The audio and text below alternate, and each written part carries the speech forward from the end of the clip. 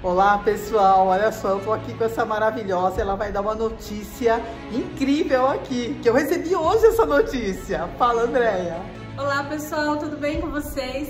Gente, estou aqui com a Irani para dizer que dia 27/3 eu estarei junto com ela e com muitas outras empresárias no painel das empresárias lá na Hub Anchieta, um evento voltado para todas as mulheres, para quem empreende ou para quem deseja iniciar no empreendedorismo e quer aí, ó, dicas valiosas para ser uma empresária de sucesso, né, Irani? Ah, com certeza, e o evento elas fazem acontecer, ele vai realmente mostrar o que elas fazem, o que essas mulheres poderosas fazem, né, fizeram e fazem, né, claro que nem tudo é assim... Nem tudo é flores. Nem tudo é flores. Né? Lá durante a caminhada existem muitos percalços, muitas montanhas, mas é possível ter alta performance.